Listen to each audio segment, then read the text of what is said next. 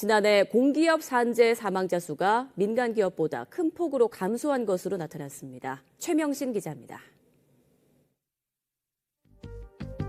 지난해 1월 27일 전면 시행된 중대재해처벌법.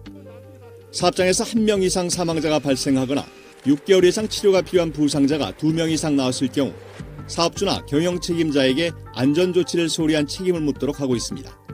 지금까지 중대재해법 위반 혐의로 재판에 넘겨진 건 모두 14건입니다. 지난 6일 중대재해법 위반 사건 1호 판결이 내려지면서 기업들은 향후 처벌 수위와 책임 범위에 촉각을 곤두세우고 있습니다.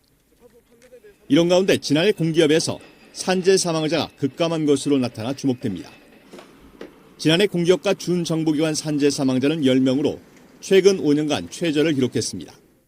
공기업의 경우 2018년부터 2021년까지 20명 이상을 기록했던 게 지난해 7명으로 줄었고 준정부기관의 경우엔 3명까지 감소했습니다. 특히 한국도로공사의 경우 2018년 9명에서 2022년 3명으로 토지주택공사는 2018년 9명에서 2022년 2명으로 눈에 띄게 줄었습니다.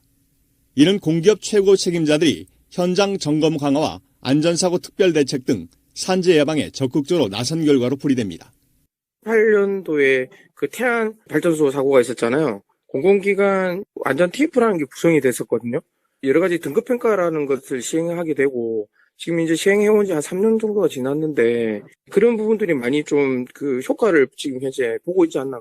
이에 비해 민간기업의 경우 중대재해법 적용 대상인 상시근로자 50인 이상 사업장의 지난해 사망자는 256명으로 전년보다 오히려 늘어 대조를 이뤘습니다.